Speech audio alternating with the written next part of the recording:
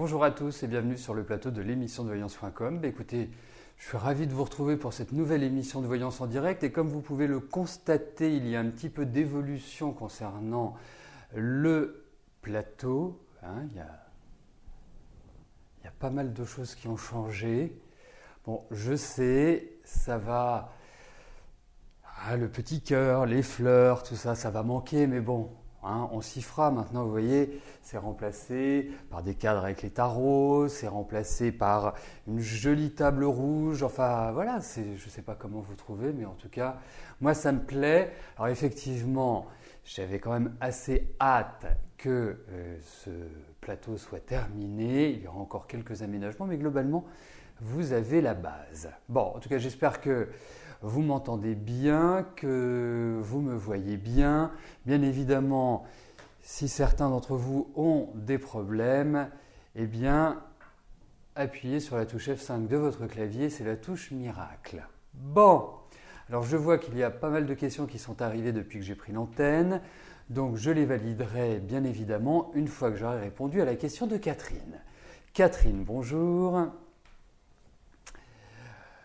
Vous n'avez pas vu votre père Raymond depuis des années. Vous aimeriez savoir ce que je ressens au niveau de sa santé.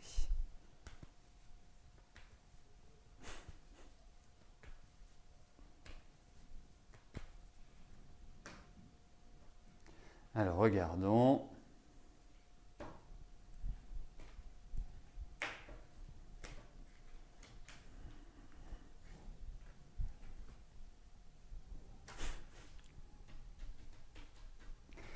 Regardons au niveau de la santé de votre papa.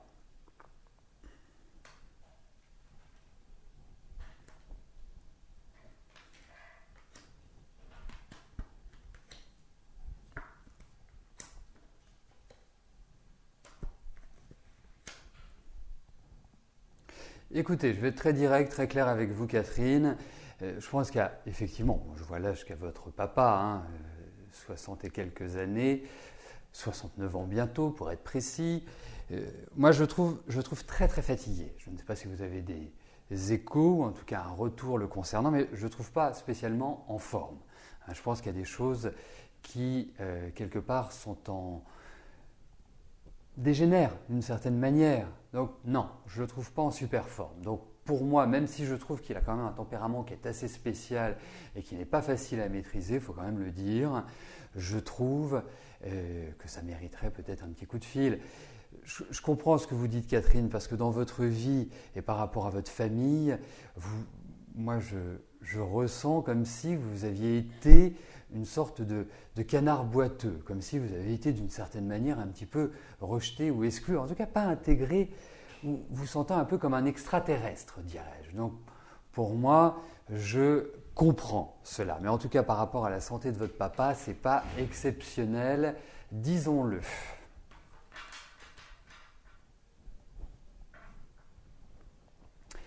Alors, chose première, chose due, je vais valider les questions, la dizaine de questions qui est arrivée depuis que j'ai pris l'antenne. Et je passerai tout de suite après à la question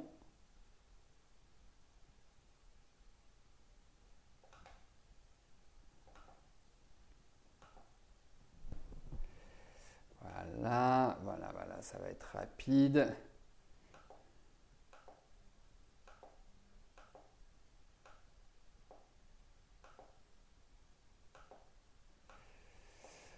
Voilà, donc bon, même si je suis encouragé à ne pas les valider par certains, voire certaines plus exactement, eh bien, je vais toutes les valider. Tout le monde doit avoir la même chance et c'est le principe de cette émission.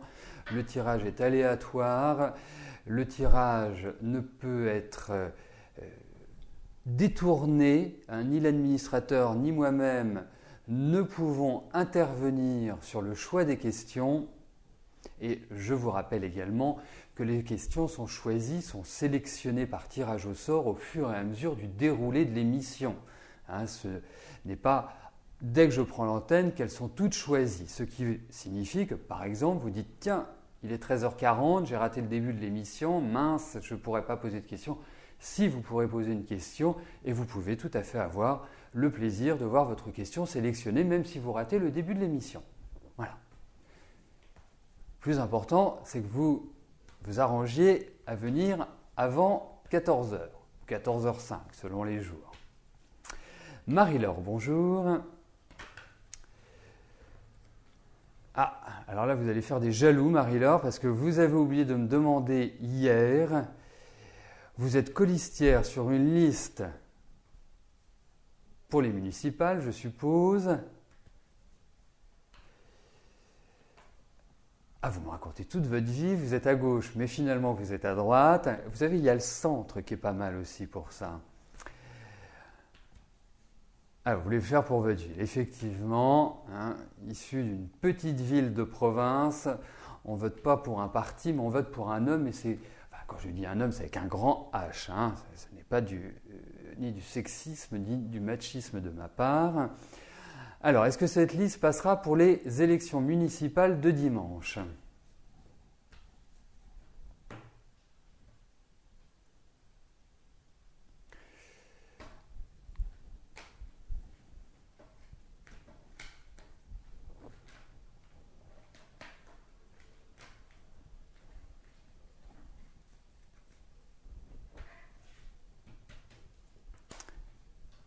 Alors, regardons si cette liste va se qualifier pour le second tour.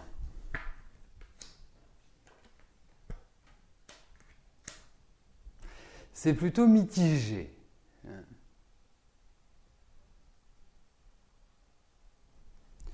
Ça veut dire, bon, c'est une élection à 2 tours, c'est une élection municipale. A priori, il n'y a pas, dans ces cartes, il n'y a pas l'idée où une liste va passer la barre des 50%, avec quelques petites règles qui correspondent à la législation.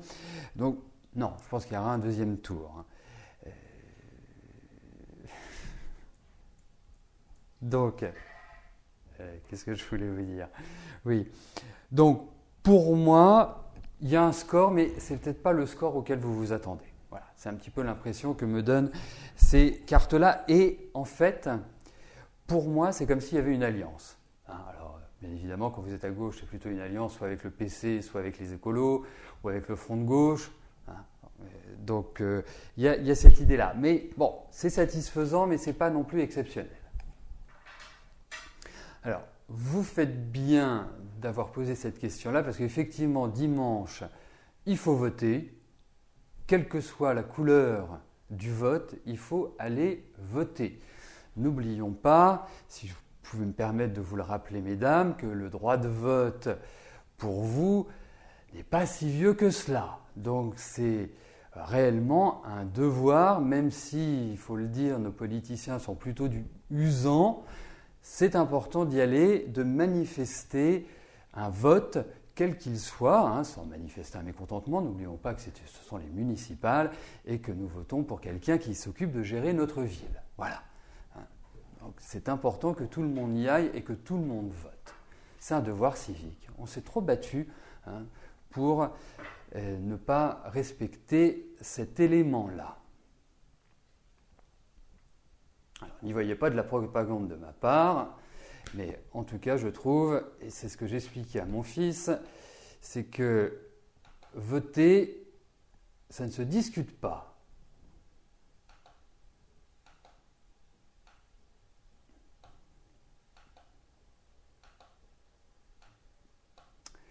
Voilà, j'ai encore 3 questions à valider et je pourrai tout de suite passer après à la question. Alors là, ça va être la surprise parce que je ne l'ai pas encore sur mes tablettes, mais ça ne devrait tarder. Voilà, Marie, bonjour. Une voyante vous avait annoncé de sombres pronostics concernant la santé de José. Est-ce que je vous confirme ces dires ?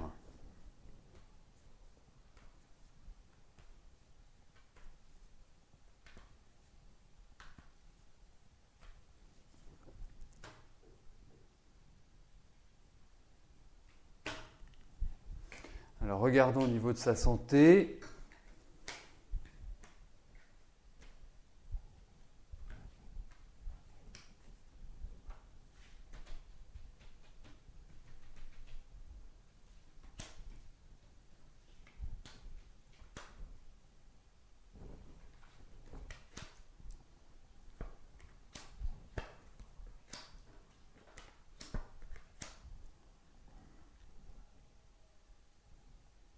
Non.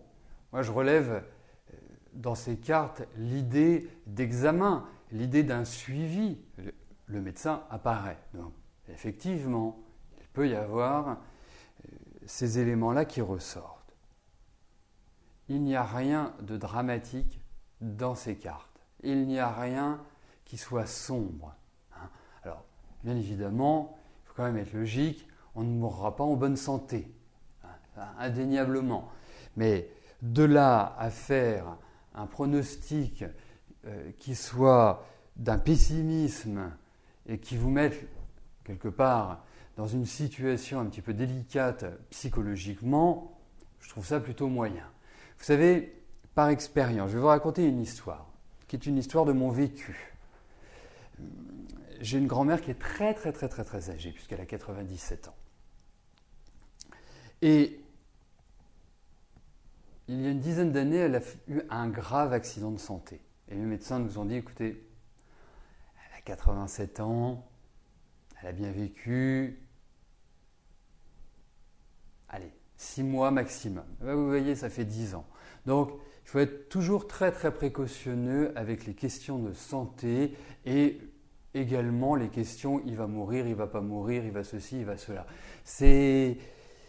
La nature est faite ainsi. Alors effectivement, moi je le constate, dans certains jeux, je peux pressentir la mort de quelqu'un, mais voilà, qui suis-je pour pouvoir la prédire? Je ne suis pas Dieu, je ne suis pas le guide suprême, vous l'appellerez comme vous voulez, mais en tout cas, je tiens à vous rassurer par rapport à José. Moi, je le sens fatigué, je ne peux pas vous dire qu'il est en pleine forme. Non, il n'est pas en pleine forme. Je pense que ça ira mieux l'année prochaine.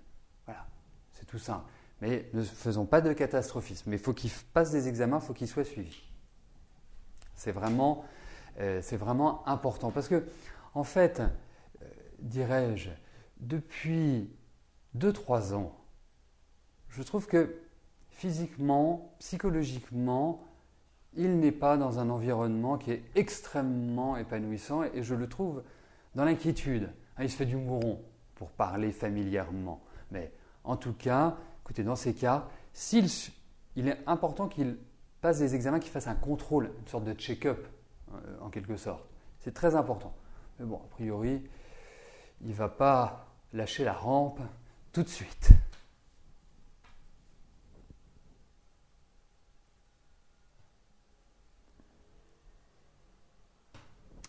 Armel, bonjour.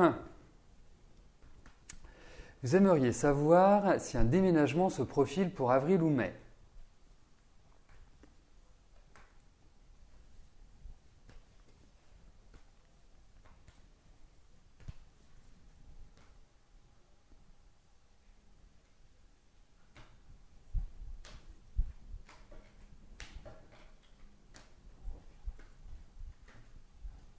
Alors, voyons Armel.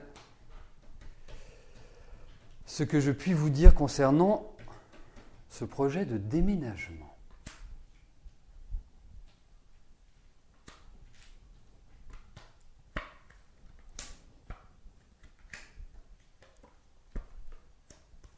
Effectivement, il y a l'idée de déménagement, indéniablement. Le seul point, c'est que ça me paraît un peu court, avril-mai comme période. Il y a l'idée de temps, il va y avoir des délais, des attentes.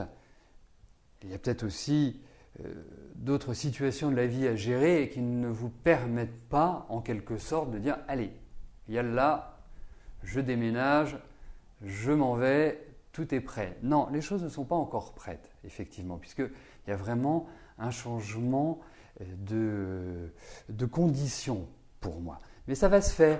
Il y a quand même l'idée d'un petit souci par rapport aux finances. Alors, peut-être en attendre, peut-être que c'est ça qui va créer, je dirais, une certaine difficulté pour envisager ce déménagement dans l'immédiat. Mais en tout cas, moi, je vous encourage tout à fait personnellement à foncer, à aller devant. Mais je perçois plus quand même un déménagement sur la fin de l'année, sur la deuxième partie de l'année. Ça me paraît plus cohérent au vu de ces cartes.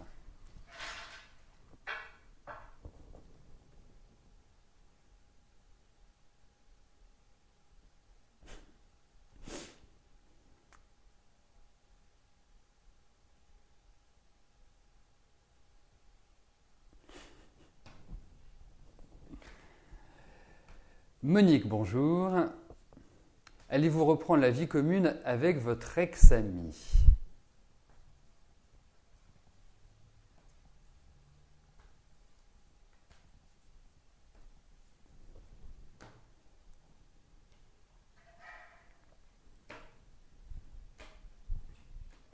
Alors, vous voyez Monique, j'ai déjà un premier ressenti par rapport à vous, tout simplement.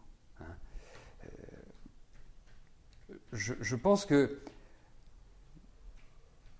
il faut pas mal de personnalité avec vous parce que vous en êtes vraiment doté. Je vous trouve un tempérament bien trempé, très indépendante, avec une liberté de ton, une liberté de parole. Et effectivement, il y a quand même un point qui est très important, c'est que dans votre vie, vous avez appris à vous débrouiller par vous-même. Et dans votre vie, on vous l'a enseigné très tôt. Hein, c'est-à-dire que très tôt, vous avez été obligé de mûrir. Il y a eu de nombreux changements, mais vous êtes quelqu'un qui avait une capacité à vraiment prendre en main les situations. Le deuxième point, c'est que quelque part, depuis quelques années, la vie est un peu douloureuse avec vous. Et ça me permet une transition par rapport à votre ex-ami. Je trouve que depuis, on va dire, 3-4 ans, la situation s'est quand même extrêmement dégradée. Dégradée pour vous, dégradée dans vos rapports, parce que ce n'est pas non plus quelqu'un qui est simple à gérer, qui est simple à vivre, sous des couverts faciles. Mais il n'en fait qu'à sa tête. Alors, écoutez, hein, on va voir ce que nous donnent les cartes par rapport à vous. Mais il va falloir peut-être mettre un petit peu d'eau dans le vin pour trouver une harmonie. Mais il y a réellement c'est une période, je ne sais pas combien de temps vous avez vécu ensemble, je ne sais pas dans quelle énergie vous étiez, mais pour moi, il y a quand même une difficulté à reconstruire et à construire sur des bases solides, sur des bases stables. Si c'est pour recommencer et vivre 3 mois ensemble, ou en tout cas être exactement dans les mêmes environnements que ce que vous avez pu vivre, je ne suis pas sûr que ce soit l'idéal. Disons-le tout nettement. Vous aviez un rôle quand même très protecteur à son égard. Alors effectivement, il y a cette idée de nouvelles, mais reconstruire, je suis pour ma part plutôt mitigé pour l'instant. Et il va falloir crever certains abcès parce que je trouve qu'il y a une accumulation depuis 3 ans, 3-4 ans entre vous. C'est un peu la goutte qui a fait déborder le vase. Voilà. Donc le vase a quand même du mal à se vider pour retrouver une nouvelle dynamique. C'est un petit peu cet accent-là. Donc non, compliqué pour renouer. En tout cas sur un rythme épanouissant. Après, si c'est pour revivre et retrouver les mêmes problèmes et avoir une difficulté de communication, ça c'est vous qui voyez.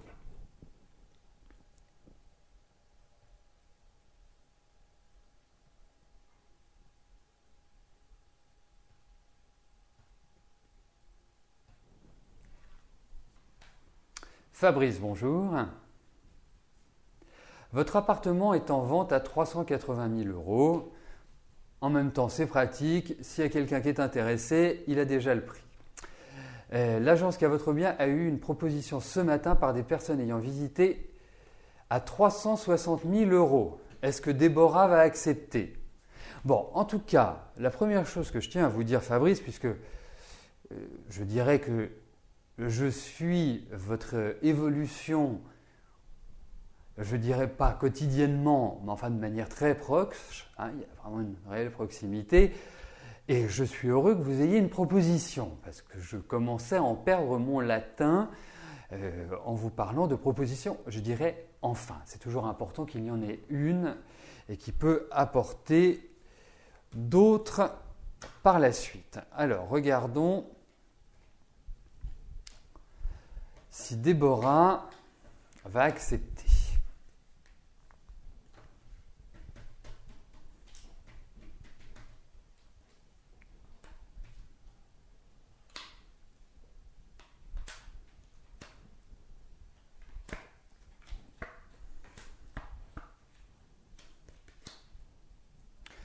Alors, je dirais que la réponse est positive. Ça ne veut pas dire que vous allez lui annoncer qu'elle va vous dire oui, ça y est, on signe et on se quitte bons amis. Non, il va falloir échanger, discuter, il y a une préparation. Alors écoutez, moi je suis quand même d'avis que l'agence fasse son travail d'agent et de relever un petit peu le prix de vente, ou en tout cas de négocier leurs honoraires. Si vous négociez les honoraires, c'est un petit peu le système d'ascenseur, ceux qui baissent, c'est vous qui augmentez. Donc pour moi, il y a cette idée-là. Et je pense, c'est l'agence qui va l'appeler, d'accord, remarquez, c'est mieux. Dans ces cas-là, c'est mieux. Ce qui pourrait être intéressant, c'est justement quelque part, d'avoir une marge de négociation. Et c'est ça que vous pouvez également voir avec l'agence. Mais écoutez, ça part dans la bonne direction.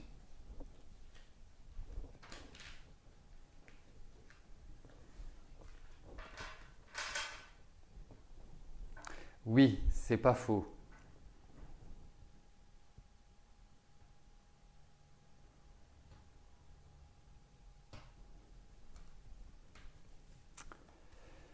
Nelly, bonjour. Est-ce que je vois pour vous prochainement l'aide d'une personne influente dans votre métier pour réaliser votre projet? Vous êtes auteur, compositeur, interprète.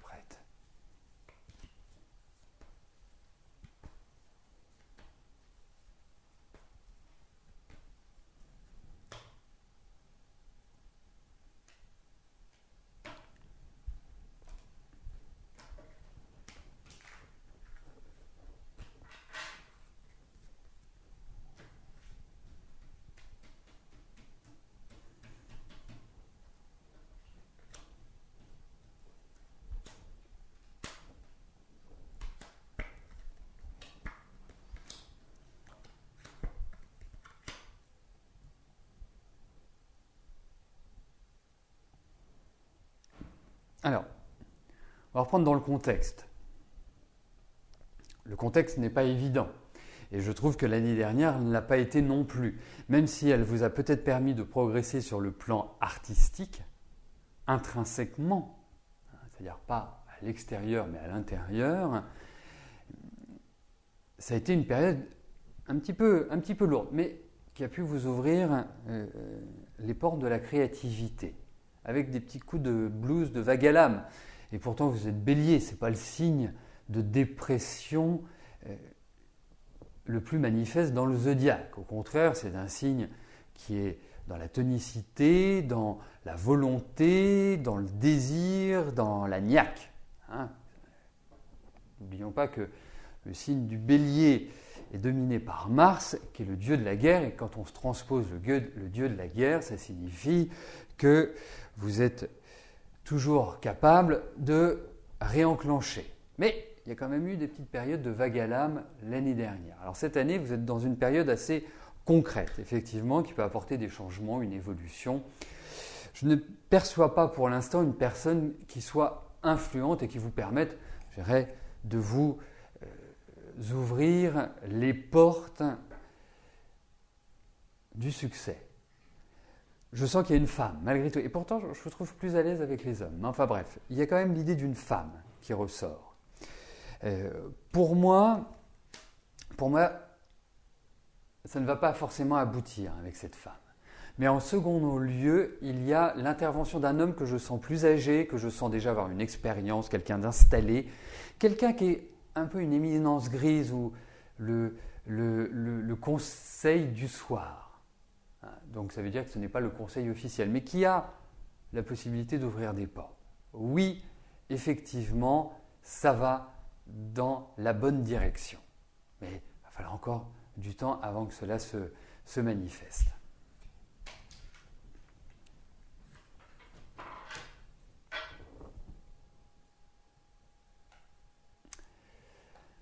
La dernière question est posée par Maëva. Maëva, bonjour. Votre ami Maxime va faire une prise de sang dans la semaine prochaine pour voir s'il est atteint de fertiline. Trop de fer dans le sang. Son grand-père et sa mère en ont. C'est héréditaire. Alors regardons.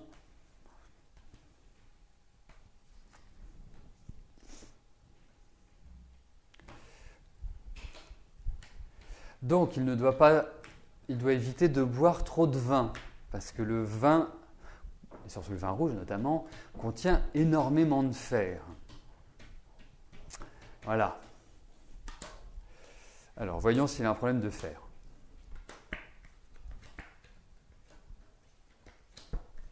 Écoutez, il n'y a pas forcément quelque chose de grave, mais effectivement, c'est un élément qui ressort.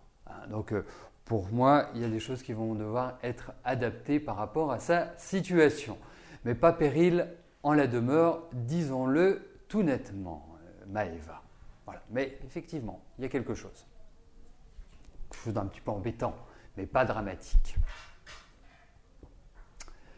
Eh bien, nous arrivons au terme de notre émission. Je vous souhaite à tous une excellente fin de journée et je vous donne rendez-vous demain à partir de 13 h pour une nouvelle émission de Voyance en direct. Merci pour votre fidélité, pour votre confiance. À demain. Bye bye.